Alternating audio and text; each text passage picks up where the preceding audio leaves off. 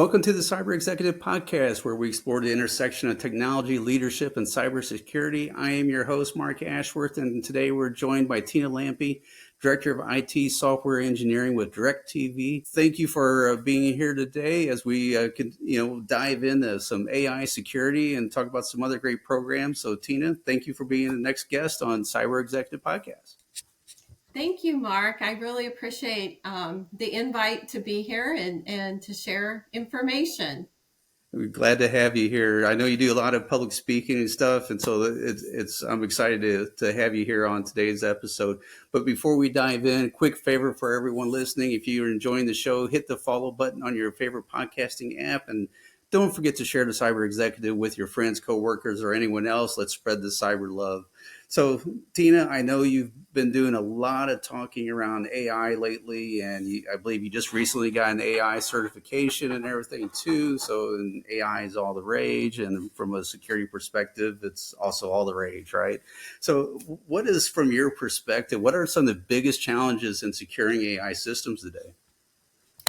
So most organizations do not realize that there are AI-specific threat vectors that traditional cybersecurity measures do not cover. These AI threat vectors fall into three major attack surfaces. They include development time threats, runtime security threats, threats through use of the AI, and some specific examples include like context confusion. Access controls need to be in place around all of the data used by AI. And also the non-human digital identity needs to be taken into account as well. So those are just some examples, but there's like a broad range of new threats introduced when we introduce AI into our organizations. So, with speaking of some of those threats, can you kind of talk about some of those that you're really concerned about? Because obviously, DirectTV is a big organization. There's a lot of data that's being done and everything. So, what's some of the threats that you're concerned about? Well, one thing is you can't govern what you don't know about, right? So, just getting an inventory of all the AI out there, right? Your SaaS systems are starting to put plugins into their environments that are AI related. People may be using AI that you don't know about. So there are tools out there that can uncover AI that's being used that maybe isn't being inventoried. So that's one of the threats that I'm just like citizen IT. There's citizen AI, and the the IT organization really needs to provide services to ensure the company and or the organization as a whole have a way to protect themselves from a tool perspective. So that's probably the biggest thing that I'm concerned about at this point in time. Sure. So, from your perspective, what makes securing AI fundamentally different from securing traditional IT or cloud environments? So one fundamental difference, in my opinion, is the non-deterministic nature of the AI systems and the need to implement guardrails. So malicious signals are in general harder to detect in an AI system due to valid system output not being more of a static set. The second thing is the speed of change and the explosion of the AI assets. I kind of talked about this with the first question. The explosion of the AI assets in needing that accurate inventory. And also regulations are changing so quickly. It's hard to get a handle on everything that we need to do. And the third item is the fact that we have new sets of risks to manage. The supply chain and data, all kinds of new things to think about and to consider. Our supply chain contracts now need to take into account the AI risk from third party, fourth party suppliers. Just trying to get a handle on all of that is very challenging and fundamentally different than the traditional IT or cloud environments. Mhm. Yeah, and I think one of the challenges out there is around DLP whenever it comes to AI. And I think we all know the DLP controls in general are not that great in the first place. And then having AI out there to for prompts and people are using so much. So how effective do you feel these, the current DLP controls are with the AI prompts? So I feel that they are not very effective at all. The traditional DLP controls, they have limitations with the dynamic and the unstructured nature of AI prompts and responses. There are new AI powered DLP solutions out there, and these are much more effective because they use advanced techniques like natural language processing, behavior and analytics, and contextual awareness to monitor and secure the AI interactions. Um, so those are much more effective. Mhm. So you mentioned earlier around kind of hinted on governance around AI and the technology and stuff. So who do you think should ultimately be responsible for AI security? Is that the developers, the deploying organizations, the regulators? Kind of what's your thoughts on that? So, very similar to the common cloud shared responsibility model. I think most of us are familiar with that. There is an AI shared responsibility model. And with that, my opinion is that developers, the deploying organization, third parties, and regulators all have a level of responsibility. From the developer standpoint, my opinion is that developers need to have basically create a bill of materials of components and versions of libraries, models, data that they are using. Um, they need to ensure that their code is tested, it's auditable, um, that it's transparent and explainable, that their code that they if they need to document, whatever they need to do to ensure that we understand what's going on in that piece of code, and if there are decisions in that piece of code being made by AI, that we understand that. They also need to ensure that they have access controls for the data in their engineering environment. It's very important that all of these things are controlled, because in the world of AI, it becomes the attack vectors sometimes are the engineering environment and where the software is being produced. From an organization standpoint, I think their responsibility is that they need to ensure that the guardrails are in place for the output. They have adequate protection of the intellectual property, the sensitive data, and they provide an environment of continuous monitoring, basically doing their due diligence. And finally, I think the regulators are responsible to put in a reasonable set of rules to prevent catastrophic things from happening. We've seen some of those things occurring recently, in the area of encouraging suicide or AI psychosis, which is happening because the AI is supporting the user of the AI has unrealistic thoughts or that are not based in reality, and the AI is supporting those thoughts. And so there's a new term in the mental health area called AI psychosis.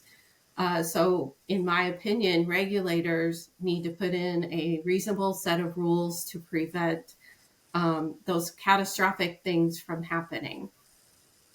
Yeah, and I think the challenges also occur on the business side that's wanting to implement that to be able to implement those things safely while at the same time providing the proper governance. You know, much like you talked about from the monitoring that needs to be done from the developer and business side, that might be the owners of the AI models themselves, but also on the implementation side as well for the business owners to make sure that they're properly doing that and training and everything that needs to be set in place to make sure that you're following, you know, your company's regulations and policies on data and how you're using that. Do you agree with that? Yes, I do. Interestingly enough, I don't know if folks are aware, the government, our administration now had put in place in July of 2024 the U.S. AI Action Plan, and in that plan, they are wanting the U.S. to lead in innovation. So there's this big push to get AI out there and to have the U.S. kind of lead that. And as cybersecurity professionals, we kind of have to race to protect our organizations with all of these new threats. So yeah, kind of tying into what you stated. Yeah, and it's changing so rapidly that it's difficult to keep up. Yeah, you know, and if you're trying to do things around limiting which models people are having access to and those sort of things, and it's pretty much a whack-a-mole type of component. But to be able to really, which falls back to our earlier conversation around DLP and be able to provide better DLP controls, especially at the browser level, where a lot of these leaks could potentially happen. Yeah, and they have actually found, especially like in the SaaS plugin areas, that there's a threat that your like your Microsoft profiles, your organization versus your personal profiles, that there's some cross pollination there, and that is another threat vector that needs to be addressed. So just things like that that you would never think of. Mm-hmm. Yeah, it's definitely a challenge, and you know that supply chain attack issue continues to grow, and it was already an area of risk and concern for most security professionals anyway. But now with AI being in there and the APIs and everything that's happening, so how do we manage this growing supply chain attack with AI models? You know, as we're relying more and more on open source tools and third party data. So, as you mentioned, the tools and the data are the keys. Data is extremely important in that we need to understand the data lineage, data, and have data governance in place. We need to have access controls in place on all the points in the data pipeline. Um, and to responsibly manage the supply chain, we need to ensure that all of our contracts address the third party use of AI, as well as assurance around both the restriction of the data where appropriate and the right to use of the data where appropriate. Um, it all kind of comes together. The input and the output of the AI systems, we need to make sure that we are using that data responsibly, and that we have the right to use that data, the legal right to use that data. Mm. So, just to kind of change things a little bit, how is AI changing the security landscape in general? I know we've talked about, you know, third party risk. We've talked about some different governance things, but what about AI in both terms of new opportunities for defense and new risks for exploitation? Yeah, so as we've seen in the last couple years, AI really lowers the bar for sophisticated attacks. It used to be that you needed to be very technical. You can subscribe to many things now that allows you to attack or get subscriptions for how to attack a company. We're seeing now with AI as well the erosion of the current foundations of digital identity, like with the deep fake. Other areas, poisoning of the LLMs, AI generated malware, using AI to data mine for intellectual property, and performing AI powered social engineering. So there's a lot of new attack vectors or more efficient attacks that folks can do now that AI is in the picture. On the other hand, with new opportunities for the defender, we're seeing that defenses can be enhanced against these AI assisted attacks. I kind of divide this into the machine learning. The second phase is generative AI, and the third phase is agentic AI, and looking at the improvements that we're seeing in the security space with AI. So starting with machine learning, which has been around for a long time, but due to the enhanced speed of processing, there's been a lot of enhancements in identifying hidden priority threats, performing behavior analysis, powering threat intelligent platforms from various sources, being able to aggregate and analyze data, predicting future attacks based on patterns uncovered, performing intelligent alert prioritization, detecting and classifying threats, detecting spam and phishing, and also performing DDoS and botnet protection. So that is just in the area of machine learning. In the last couple of years, we've seen some use cases in the security space with Gen AI.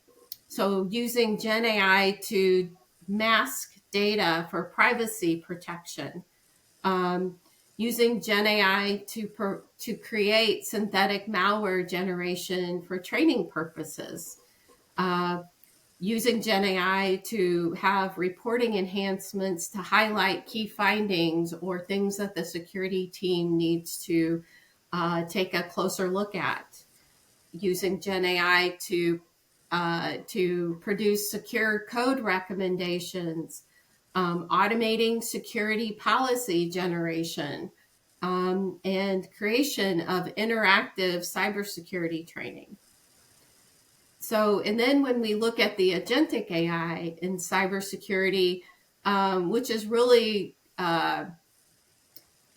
started coming into play this year in 2025, there's really two spaces that there have been use cases with agentic AI and cybersecurity. The first is the SOC, having use cases that are performing triage and investigation, doing adversary simulation, again, for training of your SOC analysts, and remediating external exposure. And the other area is within application security. There's a lot of exciting agentic AI use cases there as well, performing dynamic application testing across browsers, using agentic AI to automatically remediate test case failures when the test case failure is due to a small change in the GUI. So kind of taking the manual adjustment out of there. And then also including automated pen testing as part of your CI/CD pipeline, and taking the human out of there with the need to do that pen testing. So lots of exciting areas, exciting use cases being performed here using AI in cybersecurity. Yeah, one of the things when you were talking, it kind of reminded me, years ago we talked about script kiddies and how they were, Google and a lot of things like that was making that easier to do. and now we have, I don't know, AI kitties pretty much that can do the same thing and have AI literally create it all for them, create the entire environment for them, and then they can just run with it. So Mhm. it's I won't say full circle, but it's definitely the next phase or the next part of the challenges that we have on the cyber side for the offensive components of it. So, given how rapidly AI threats are evolving, do you think there's enough collaboration across the industry, or are we still too siloed in our approach towards AI security? So, my opinion is that AI in general, including the adoption, the access points, the threats, are evolving so quickly that the best thing that we can do at this point is to lean in on the existing collaboration processes that are in place. With that being said, there are internal and external unique threats that AI introduces, and we've talked about some of those, and these need to be taken into account as well. Not every organization is on the same adoption evolution with AI. So, information for collaboration on these AI threats may be scarce, but it is also very important to share. Yeah. So one of the things that in the thought around collaboration is you're taking part into a great initiative that is, I believe it's an ISACA program called She Leads Tech, and developing that in the St. Louis area, but it's also national. So can you kind of tell us a little bit about this program? Yeah, so the She Leads Tech program has been around for a while, even pre-COVID, and it's actually global, not even more so than national. So the purpose of this program is to uh, increase the representation of the women across the digital trust workforce and elevate more female leaders into the technology space. Um, so and they provide a lot of opportunities and support. ISACA does in the She Leads Tech area. So we're really trying to take advantage of the support they offer. Yeah, I think one of the things I thought was interesting is, and I haven't heard this with some of the other programs out there, is how it's trying, She Leads Tech is partnering with other groups as well to get that message out there and everything. Because ISACA has its user groups and everything, but then there's also some great groups like YSIS and a few others that's out there. Kind of what's your thoughts? How do you think that that is working out in both in the St. Louis market and other markets as far as partnering with other groups? Because I think it's a great message and I think it's a great program. So Yeah, so we have found in the St. Louis area and actually other areas, as you mentioned, that a lot of the women's organizations specifically kind of go after the same groups. And so we've started in the St. Louis area taking a look at these different groups that have resources for women. And I'm sure there's other organizations out there for other groups to kind of amplify and not duplicate efforts. For example, here in St. Louis, when these groups got together and talked through what groups we are supporting and what areas or what timeframes in their careers, we felt that the university time frame in somebody's career or starting their career was pretty well taken care of, or that there were already a lot of resources in that area. And so in St. Louis specifically, we felt that the mid-career or the women re-entering the workforce after having kids, we felt that that was an underserved area, and so we wanted to focus some of our resources there. Um, that may be something that may be useful to organizations, throughout the U.S.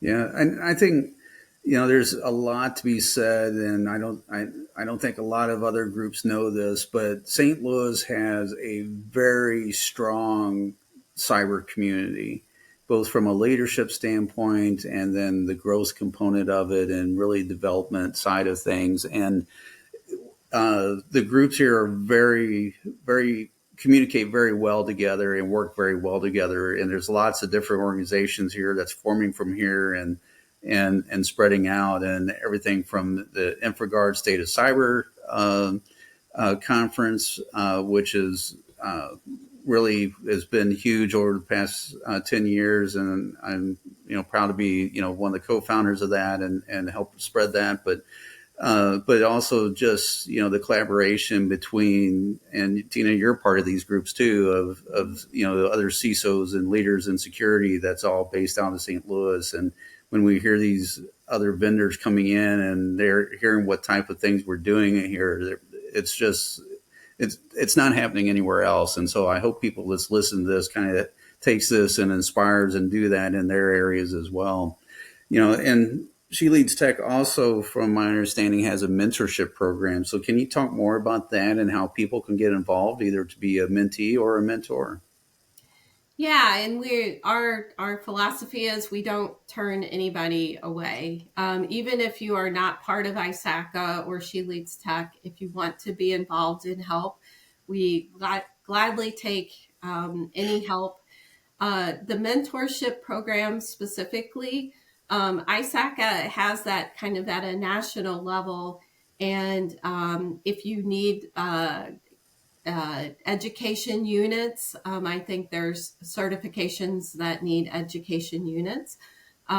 They provide that via their mentorship program. And so they will pair you up with someone, and they make it really easy, and you can go through mentorship.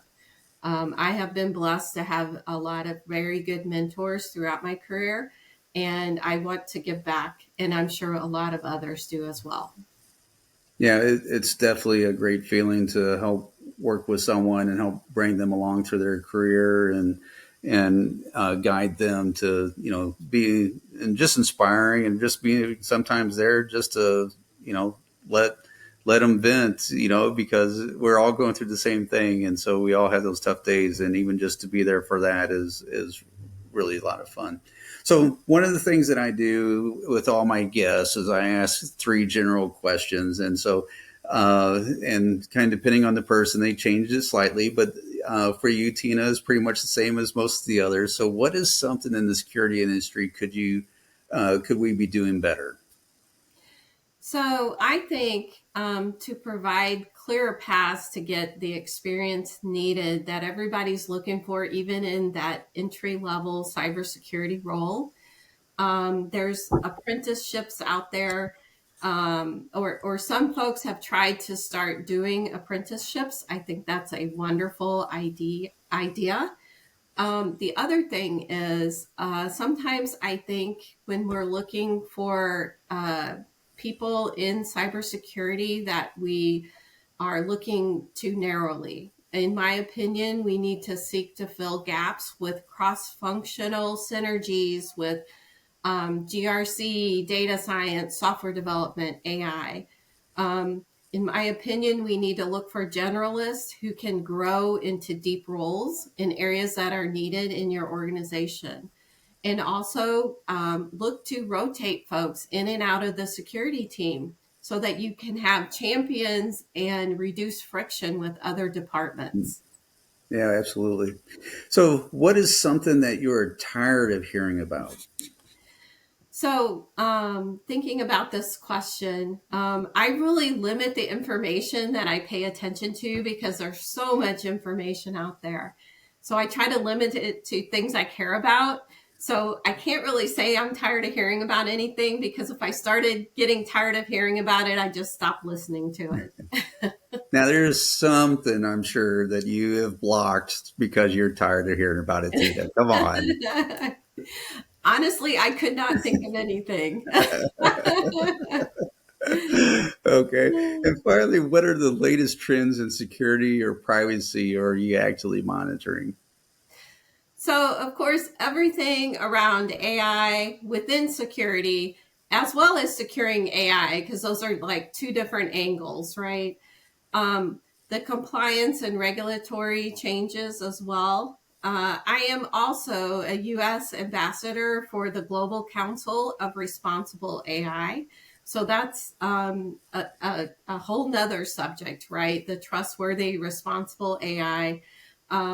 So I'm very interested in things that are up and coming in that area as well. So those are the things that I am actively monitoring.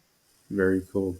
Well, that wraps up our episode of the Cyber Executive. A huge thank you to Tina Lampe for sharing your insights on challenges and opportunities in securing AI, and as well as the She Leads Tech program.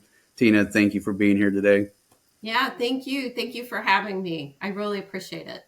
Yeah, thank you again. And if you enjoyed this episode, be sure to subscribe, rate, and share if you with your network. Stay tuned for more conversations with other fantastic leaders shaping the future of cybersecurity, technology, and leadership. Until next time, stay informed, stay secure, and stay safe. Thank you.